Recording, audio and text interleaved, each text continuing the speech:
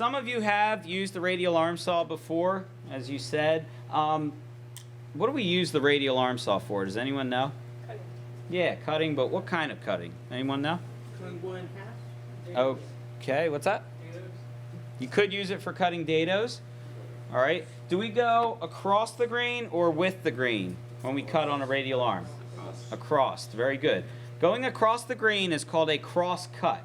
All right. If we were to cut with the grain, that's called a rip cut. So imagine a piece of paper. If you were ripping a piece of paper, that's a rip cut. So we don't do rip cutting on the radial arm saw. All right. I'm going to show you this machine was designed to be able to do both, but it's pretty dangerous to do rip cutting on a radial arm.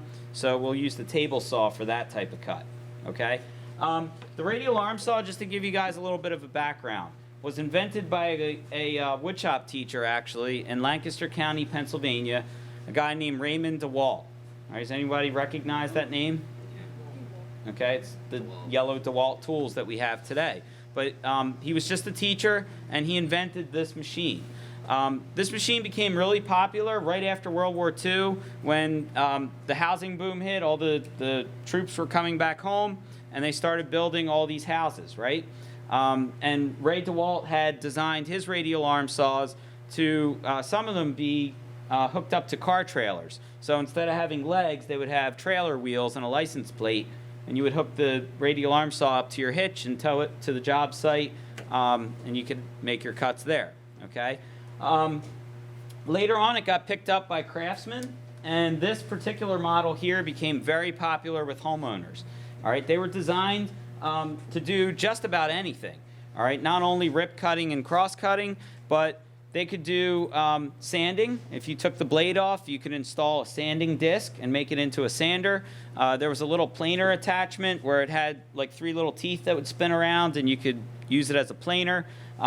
If you guys look, both saws have these little red plastic pieces on the end that you could unscrew and put a drill chuck on, and then turn the motor sideways and raise it up and down, and now it's a drill press. So there was a lot of different gadgets that were sold with these. But we're only going to use it for cross-cutting because we have machinery that's designed to do all those other operations much better. Okay? Just some parts of the radial arm saw. We have, first of all, it's called radial, not radio or radio alarm saw. Okay? This doesn't play music, and it doesn't alarm anything. Okay? So radial gets its name from the word ray. So if any of you have taken geometry class, you know a ray is a point with a line going in one direction. So we have a point back here, and the saw moves out in one direction. Okay, so that's how it gets its radial name. And then we have this big cast iron arm right up here. So this is the radial arm. Okay, what I just moved was called the carriage. Okay, the carriage has a handle that you would hold on to right here. We have a guard up top. And down below, this thing that moves up and down is called a leaf guard. I don't know why it's called a leaf guard, but that's what it's called, okay? Our start-stop switch is right up here, okay? And this thing can be set to make all different types of angles. We can angle the arm to 45 degrees or any of those angles by turning this. We can tilt the motor so that the blade cuts at a different angle, or we could do both. We could do what's called a compound angle. All right, but again, most of the time we're doing straight 90-degree cross cuts. All right, you guys see these red lines on the fence, right? All right, that's our safety zone. We have a 5-finger safety margin in here, 5-inch, I should say. So the rule is you have 5 fingers, you keep your hand 5 inches away from the blade. Does that make sense? All right, you're going to hear that as a theme a lot throughout these machines. Okay, just like yesterday when we talked about the jointer, we have a table and we have a fence. The board is always going to be held down against the table, up against the fence. All right? We want to make sure our hand is on top of the board, not grabbing the back of the fence. You should actually hold your piece. Okay? And we want to stay outside the red zone. All right? Now, as far as the correct way to hold the carriage, where to stand, all right, you want to use your right hand to hold on to the carriage. Your shoulder should be in line with the arm, and your left hand is going to be used to hold the board in place, okay? So we're going to have it just like this. When you start the saw, you should be holding on to that carriage. All right, so we're going to use our left hand to start the saw. Now, this control right here raises and lowers the saw blade. All right, so what do you think might happen if somebody messed with this and lowered the blade so it's touching the table and we started the saw? What? Okay, it could cut the table. What do you think might also happen? The blade's spinning in this direction. What's that? Okay, the carriage could walk out by itself. All right, just like a tire on a racetrack, as soon as it starts turning, it's going to go. So it might be a good idea when you come over here to kind of pull it out, see if the blade is touching the table, all right, before you start the saw. And that's the other reason you always want to hold the carriage while you're starting the saw, okay? All right, now, this board here has a nice jointed edge, right? Went through the jointer. But on the radial arm saw, a nice feature is you don't have to have a jointed edge. So if we had this rough sawn board from the sawmill, okay, and we wanted to cut it, that would be safe to do. When we learn about the miter saw, I'm going to show you why it's unsafe to do this on the miter saw, okay, and we'll learn the difference. Another thing, this board here has a slight bow to it. You guys see that, how it's rocking? All right. If a board's bowed like that, or if it's curved this way, it's cupped, okay, and it rocks around, do you think it would be safer to cut it this way, or if we flipped it up like that? Okay, so the high spot, that's called a crown. All right, the crown of the board should always face up. If we put the crown down, you guys see how it's moving, right? So that's not safe. So you should always have the crown of the board facing up, if it's bowed or cupped or anything like that, all right? Okay. Now, one thing you would not want to do is, we talked about hand placement. Do you think it would be a problem if my arms were crossed like this? Yes. Okay, it's kind of uncomfortable, impractical to do this anyway, but you never ever want to cross your arms. What could happen? Or what will happen? Yeah, you could potentially cut your arm off. All right? Easy way to prevent that, don't cross your arms. Keep your arms out of the way of where that saw is going to be, right? Okay. We do have a blast gate right up here. So we want to make sure our blast gate's open, or else the sawdust is going to kind of shoot right back in your face. So make sure it's open. We're going to have the dust collector running. All right? Okay. When we pull the saw carriage through, do you think we should go fast, slow, medium? What do you think we should do? You should probably go slow until you get a feel for what you're doing. All right? You guys are going to find that when we cut pine, it's nice and soft. It cuts a lot easier than something harder like oak or maple, and something thicker. So when we get to a thicker piece, do you think we should go faster or slower? Definitely slower, okay? The other thing you have to be aware of is, because the blade is spinning in this direction, the saw naturally wants to come out. So as you're holding on to that carriage, you almost want to be pushing backwards. All right, and you'll feel that as you come up. You're going to pull through, and then you'll return it to the back of the carriage. Okay? Questions so far? All right, we're going to do a test cut. If you could turn on the dust collector. All right, and then we'll get you guys started here. All right, again, I'm holding my board down on the table, up against the fence. I'm going to go nice and slow.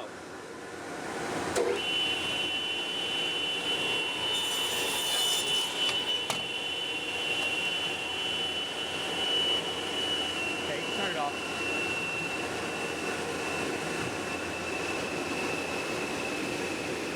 Okay, right now I just made a random cut. Usually you're not going to be doing that. Usually you're going to want to cut something to a certain size, right? So let's say I've got this piece right here. By the way, you guys notice that blade's still spinning? Okay, it's going to spin a while. So somebody may have just made a cut, and you might come up to this machine. Be aware that the blade's still spinning, okay? Does that mean the motor's on, though? No. So always turn it on, okay? Don't just pull it through, because what's going to happen? The blade will stop, like right in the middle of the cut. So always make sure you turn the saw on. All right, let's say I want to cut this piece. Right now it's 20 and a half. I want to make it 19 inches. Okay, so I'm going to mark a line.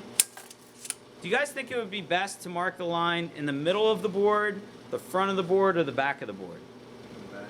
Yeah, the back. Why? You can line up the blade with the curve. Exactly. All right, if the line is at the back of the board, you can easily line the blade up exactly where you want it. Now, this is my mark to 19 inches.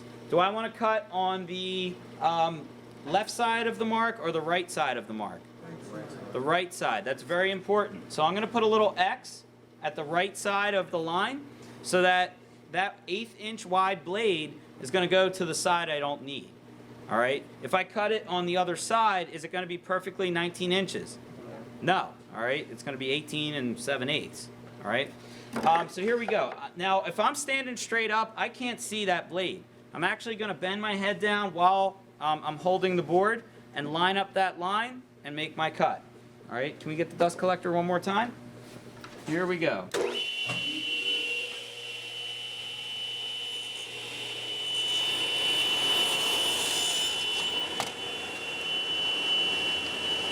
Okay, sorry. You turn it off. Okay, you guys can, I'm going to pass this around, but if you take a look, my pencil line is still there, but it's sort of cut. All right, so I'm going to send that around. Let's say I didn't cut it quite to the right size. Let's say I went a little bit too big. Okay, what should I do? It's like maybe a 1/16 or a 32nd of an inch too long. Okay, I was hoping somebody would say sand it. If you take that board to the sander, will it still be a perfect 90-degree angle? No, it will not. Okay? So what you can do is come back to the radial arm. It's okay to use even the very edge of the saw blade to take just a tiny, tiny bit off. Okay, that's all right to do. So the best thing to do is always come back and trim just a little bit more until you're exactly where you want to be.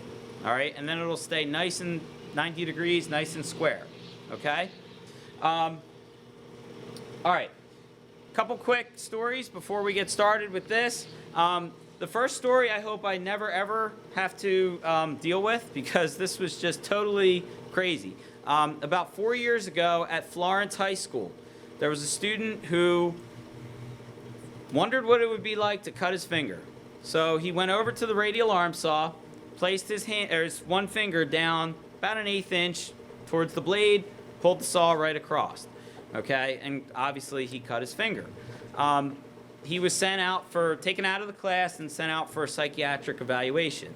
All right, and that's not a joke. I mean, just clearly there was something wrong with this kid. So hopefully that's never going to be an issue. Is that preventable? Yeah. If you don't put your hand there, you're not going to cut yourself. Okay. Another story is from a place called Suburban Fence in Trenton. Some of you may be familiar with them. All right, it's a company that does fencing for commercial businesses and homes. All right, so they were doing a wooden fence. There was somebody at the radial arm saw cutting several pieces. Just slide the board down, cut it, slide another piece down, cut it, and I guess kind of lost his concentration a little bit, and he slid the board down with his arm like this and pulled the saw right across. Okay, you got to keep in mind, generally you guys won't be doing many cuts in a row like that. But if you do get in a situation where you have to do several cuts in a row, slow yourself down. Keep concentrating. All right, so that doesn't happen. Okay? Generally speaking, if you keep your hand out of the safety zone, which is marked on the fence and on the table, you will never, ever get cut. All right? Now, I talked about rip cutting. This machine can actually be set to rip cut. It was designed to do that. If we raise the saw up a little bit, I can loosen the carriage and turn the saw sideways. We can lock it. And then this could be set so that we push boards along like a table saw and rip cut. That's extremely dangerous, even though it's designed to do this, because the blade is spinning up away from the table and it wants to lift the board up in the air. All right, so that's why we have our table saws for rip cutting. Okay? Now, if we go back to our cross-cutting position, lock this up. Okay. Do you guys think it would be a problem if we tried to rip cut this way? Absolutely. Okay, first of all, your hand's in the safety zone, right? But even if it wasn't, even if this was bigger, okay, I will be able to hear the difference. If somebody tries doing this, I can actually hear the saw is cutting the grain a different way. There's a different sound to it. But this was done where I student taught. There was a student that before I got there, they had this exact same saw, and they tried to do this, and what happened was somehow the board broke apart and actually split the back part of the table in half. I don't know how it happened, but they saved the actual piece of table for me to see and for everyone to see. It was just incredible to see how powerful it was that that board was able to cut the table in half. Just amazing. All right, so we never ever do a rip cut with the grain here. We always go across the grain. Okay. Questions so far? Okay. If that blade is spinning, right? I mentioned how it spins for a while after you turn it off, and you come over here and you need to stop that blade. Is it a good idea to put a board in there and try and stop it? No. All right, just let it stop. Okay. All right. Questions? All right, what we're going to do is we're going to line up, and you're each going to take between a 1/2 inch and 1 inch, somewhere in there. I'll help you figure that out, off of the piece. You'll notice these little blocks that were laying next to the blade. Did I reach my hand in and take that away? No. All right, I just kind of carefully with the board pushed it out of the way. All right, so every time you guys come up, your right hand holds the carriage, left hand will turn the saw on. We're not worrying about lining up marks just yet for today. You'll make your cut, and then you'll get back in line, okay?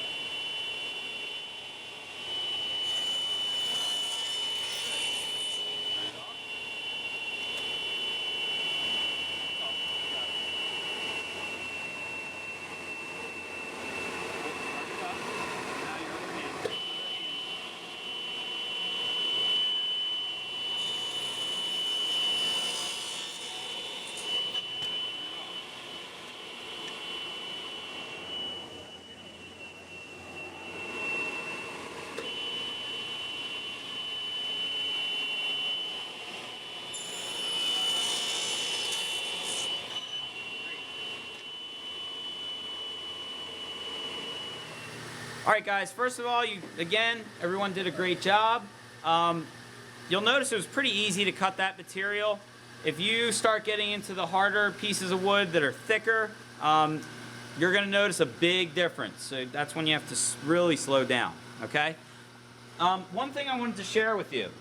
Last year, when I was in my level 2 class, actually, the radial arm saw was turned on. I look up.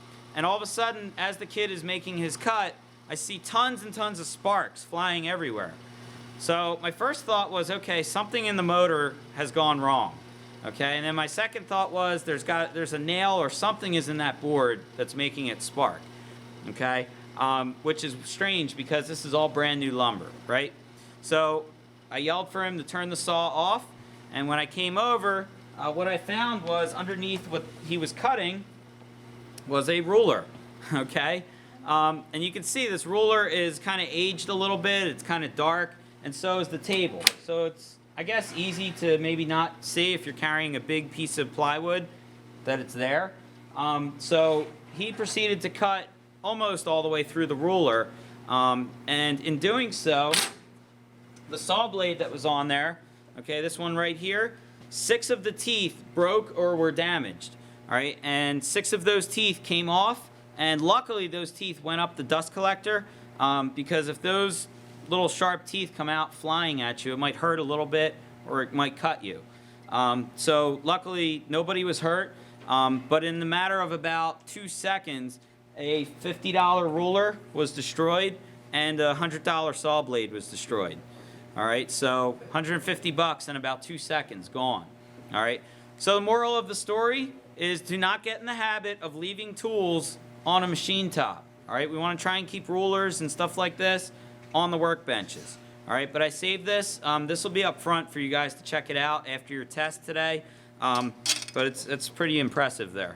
Okay? All right, let's go over the lesson here, make sure we covered everything. All right, just for a little review. Anybody remember what this is? Okay, the top part's just the saw guard, and the bottom would be the leaf guard. Very good. Okay, this part right here that's made of cast iron is what? The arm. Okay, and then the part that slides back and forth? The carriage. Very good. All right, can we set this up to make rip cuts? Yes, we can. Would we ever want to do it here at school? No, because we have table saws. We don't need to do it. It's dangerous. Right. Is there ever a time where it's safe to rip cut in the cross cut position like this? No, that's something you never ever do. Okay? What is the safety margin? 5 inches, yes. So you got to keep your hand 5 inches away from the blade on either side. Okay? Would we pull the carriage at a fast speed or a slower speed? Yeah, you want to go slower. Okay. What do we do with a bowed or cupped piece of wood? Does the crown go up or does the crown go down? Crown always goes up. Very good. Let's see. If the blade's still spinning after you turn the machine off, should you try and stop it with a piece of wood? No.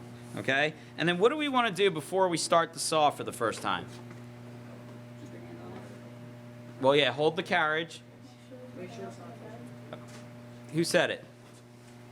Who said it? Yeah, very good. Make sure that the blade is not touching the table. All right, and the way you do that, just kind of move the carriage a little bit. If the blade doesn't move with the table, then you're good. Okay? Any questions? All right, guys, great job. We can put our safety glasses back and we'll get our test started.